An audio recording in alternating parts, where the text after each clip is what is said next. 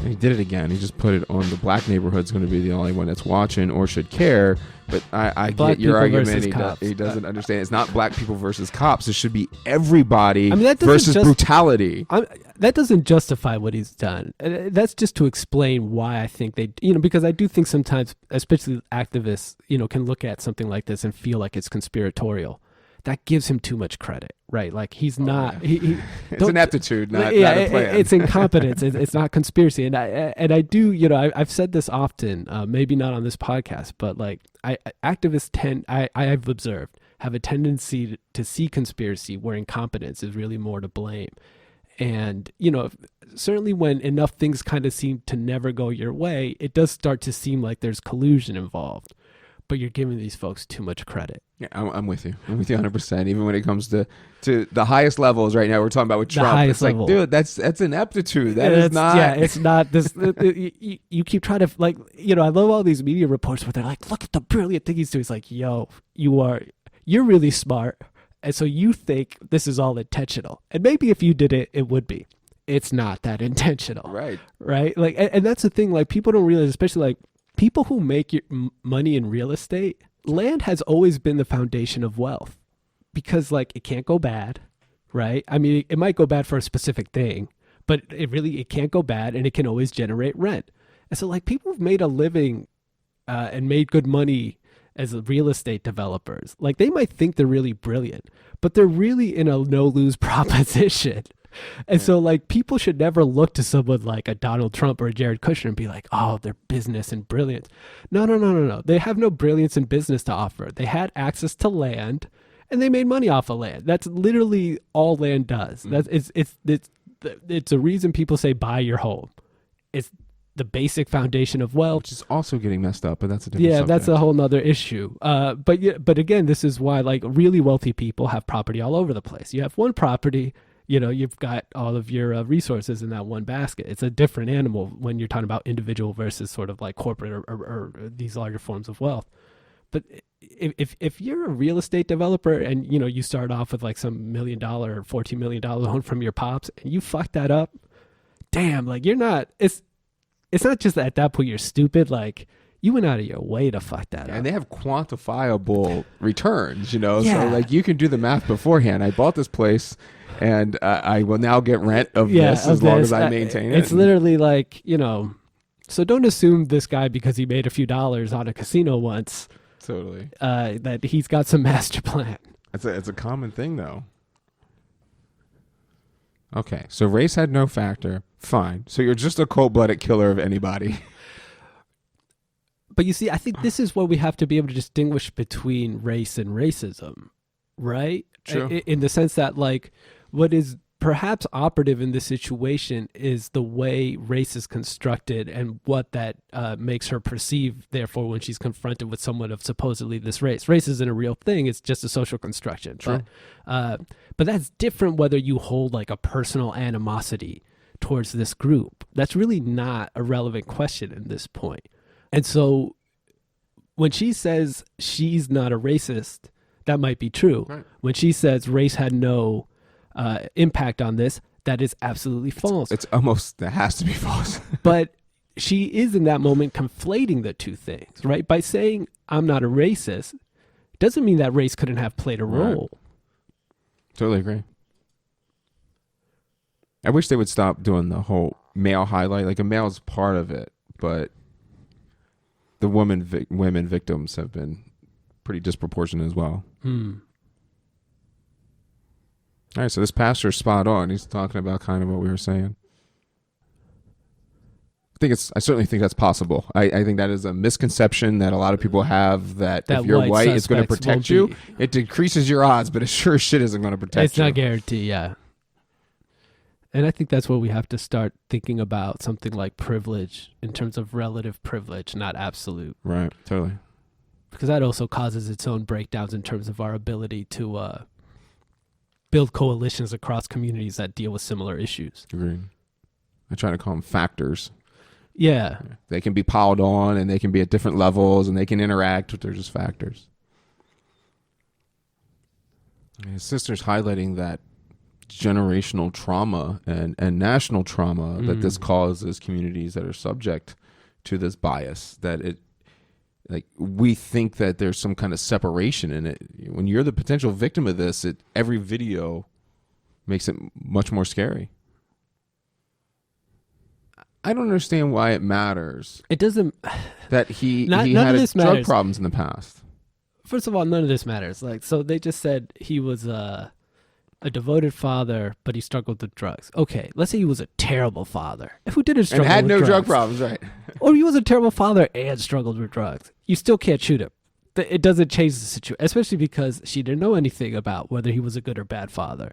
She didn't know anything about whether he had a history of drug abuse, or might have, if she thought he was on drugs, this might have been the first time, or, you know. Yeah, and the classification of what drugs are drives me insane. People, caffeine is a drug. Nicotine is a drug. Water is a drug. If you have a favorite liquor store, right, you know a drug dealer. You certainly do, and you know one that is collecting taxes off of it and everything else. Like the whole drug thing just drives me absolutely insane. That's a whole nother episode.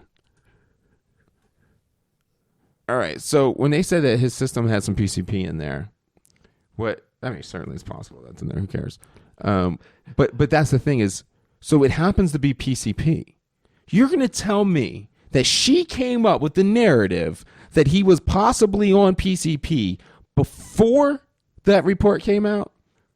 My question is, having PCP in your system does not mean that you were high on PCP during the incident. Sure. Right? And so whether he had PCP in his system, right? Like if I stepped out of this house right now and somebody gunned me down and then they tested my blood, they might find some things in my system. But that doesn't mean I'm high off my ass right now, right? Like those two, that fact isn't relevant to what happened in that video. Right. None of it, period. None of this is relevant. Whether it's in there or not is irrelevant. But what I'm trying to point out is before she came up with these weird things about targeting. So did she know targeting as a concept while she was engaging in this situation? There's no way. There's no way she did. It sounds like something that police say because, like, as a civilian, I won't know what the fuck that means. Right? Like, that's just like a word, so it sounds like a term of art. Like, you must know some special police knowledge. I've never heard this. Right? So it's not like we're not talking about somebody that's just been a cop. I've been through narcotics, through all these trainings, through the educational she's on 60 field. Minutes. There's no question that she's been, coached. Let's just call it. But when people talk about whether cops should see the evidence or not, this is really making me question this kind of incident, because this whole narrative is in retro after having the facts. So there's no way that she comes up with this line that she feels that might be on PCP if she doesn't already know that the toxicology report came back with some PCP. So it's totally fabricated, the entire excuse. And we did that with Freddie Gray all the time, is everyone kept saying, oh, well, they were doing a stop and frisk. It's like, that's great. This situation may have possibly met the legal conditions of a stop and frisk, but those officers at the time did not know that, did not articulate that. That is not what they were doing. That's a way you can craft a narrative after the fact, and this is what that's doing. This is allowing those officers to craft a narrative after the fact, after they have all the intelligence. And when do the people, well, for reform measures, they'll say that cops shouldn't be able to watch body cam videos, and I kind of hesitate on that. But like, this is their argument, this is a valid argument. Is that they can then structure. I mean, the one thing I'm trying to remember, I feel like the claim that they believed he might have been on PCP came out before the toxicology report was released. Now, I don't. I'm just saying, do we know that? That's kind of my memory, but this is like when this story broke is a while from this airing of 60 Minutes. But again, I mean, my issue is that we're talking about things that aren't actually relevant, right? He could have been obviously high on PCP. There is nowhere in America where that justifies getting gunned down, right? So what we have is the fact. Let's say, for example, we believe her story and the toxicology bears it out that she noticed that he might be using PCP. Okay, factually, he was on PCP. The rest of it, people on PCP can get violent. True, but that's not the facts that we're talking about, right? I feared for my safety. Yeah, maybe, but the facts didn't justify that. You saw someone possibly high on PCP, but you've made all these other leaps. The fact that he was on PCP doesn't justify and doesn't actually bear any relevance on the shooting. Yeah, I mean, it's you're right. I mean, none of these things are the indicators of fear, right? So a couple molecules in your body of anything. Go walk around West Baltimore. You're going to see some people probably who are on something. It's not necessarily a scare. It's not exactly a scary situation. I mean, sometimes you fear for their health and safety, but I don't fear for my health and safety. Right. Totally. It makes sense. When this type of event happens and when it's captured on videos, what the district attorney is saying, he's afraid there could be backlash. So what kind of thing is he saying is captured on video? But even beyond that, I mean, do we only care about right and wrong in this country when there's a sort of public outcry? Right. And this is part of the issue. It's like you get police forces that are all defensive when incidents like this happen. Why not care about these issues when there isn't an incident and one of your officers isn't being accused, right? Like, where is that conversation? Like, if you think it's unfair for officers to get accused, okay, but like, what is the work to make sure that there's better transparency? What is the work to make sure that these incidents don't happen as often? Because the only rhetoric I really hear is, get home at the end of the day. Well, yeah, the efforts are, even legally, are in so people don't see these things. Not in, yeah. I mean, but exactly, yeah, like covering it up is not a solution to But they're codifying that now. I know. Like, what was it? South Carolina was trying to do the thing where nobody got to see only the police department would control who got to see the tapes or not, and put that into law. Well, then it becomes a tool of propaganda for policing. Yeah. No, I mean, you can't demand that people not approach policing with skepticism when police are never responsible for anything, right? That's a little hard to swallow, right? That's just as a person. That would be like me saying, like, look, me and my wife get into arguments from time to time, but never in the history of our relationship have I been the cause. Come on. I mean, who's going to believe that? Right. I totally agree with you. And one thing I wanted to highlight here is with the PCP stuff is they found, apparently, at least they claim they found PCP in the car, which would make sense. So if you find the PCP in the car, then it's easy to say, okay, PCP is the drug that I'm going to use the excuse and then be coincidentally right. You should go ahead. That's probably a safe assumption. But again, it's only an excuse if we, the public, accept it, right? If we, the public, had the wherewithal to point out, wait a minute, whether he's on PCP is irrelevant to this question. Like, we have this video. These are the behaviors. What is driving the behavior, whether it's PCP, whether it's lucidity of mind, whether it's groggy, he just woke up from a nap, that's completely irrelevant. You have to deal with what he actually did and whether that was justifiable cause for shooting him. Yeah, there's no objection to that. You have to be right about that. I mean, there's no other objective measure. I wonder why he thinks there's going to be a reaction, though. Like, I want him to articulate, like, what he's saying. So what he's saying is, what are they objecting to? The video or the fact that there's no justice? Because the idea is clear that if you try to pursue justice... The facts or the truth? Oh, when this happens, riots happen. It's just not true. Now...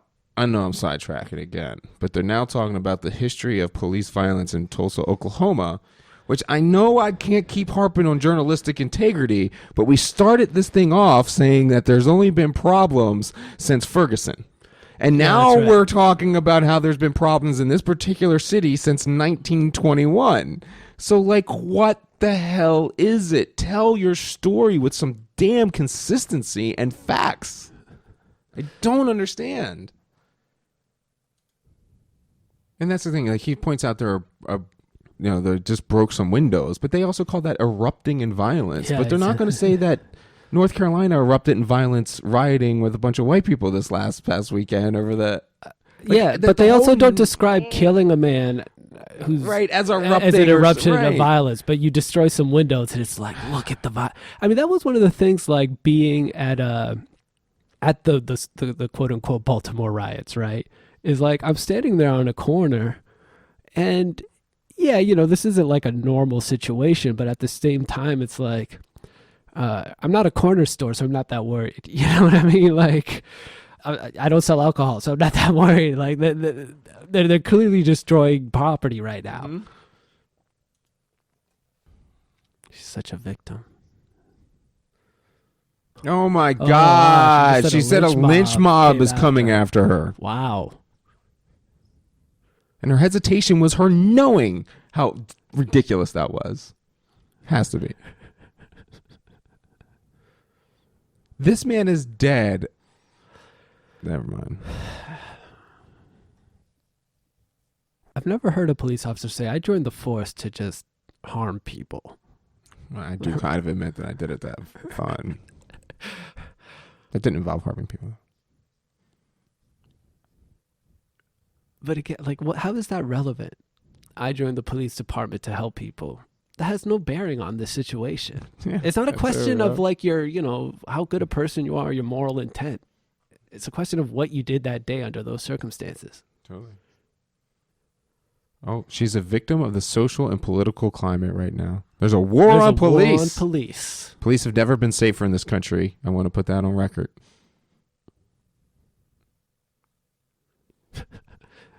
Meanwhile, the sister of the victim just said, we need our men and women in blue. Oh, man, she just hates police. Yeah, she's right. The video shows everything. That should be the entire title of this saga. I can't believe she hasn't trying to take the sympathetic fire defense. Look at her face. She's got that testifying face on, too, that cops say no recall. Yes, she's going to say it's his fault. It's a preventable death if he'd done something different. It's like, how about if you just kept your gun in your holster? Oh, if he would have just done as I asked him to do. Her words, I said them as you said. Exactly. You just predicted it 2 seconds ago. It's like, this is why I don't like interviewing police. If he wouldn't have been in this situation, they would have never met as her. Her job is to meet the public and serve them. I mean, literally at this point, her understanding of policing is that I protect and serve the public, but if the public calls me, the public better watch out. Right. I mean, that was the logic. I mean, that's essentially the logic, right? It's like, but if you call me into a situation where you need help because it's a dangerous situation or because there's an emergency, you're fucked. Right? It's like, I protect and serve the public unless the public calls me to protect and serve them. Let me be there myself. As long as I don't have to take any risk whatsoever. And if police officials across this country can't listen to this and see the problem, like if you can't hear the problem of the logic, I mean, I don't see where we go on this. It's going to stay in us versus them, but it's not going to be because of the community. It's because you've left people with no choice. Like, when you can't even acknowledge how broken your logic is, then I have no choice but to just oppose you wholeheartedly and be unwilling to give you any quarter of any nature, right? Because you're not prepared to even just acknowledge the obvious. I can't have a conversation with someone who, right? It's the Trump thing. You can't have a discussion with someone who won't acknowledge facts. And that's where we are with policing. Policing is the Donald Trump of American civil society. Yeah, I mean, I can't argue with it. I mean, I just simply can't. I mean, that is what we're doing. At this moment, we're sitting here, and I keep bitching about this constantly, and I feel like a broken record, that every time a city identifies a need for police reform, they do the exact same thing over and over. And it's like this. We're just not... Like, if you can't look at these situations and acknowledge what needs to be changed, where do we start? Damn, and that's been another episode of Nuance.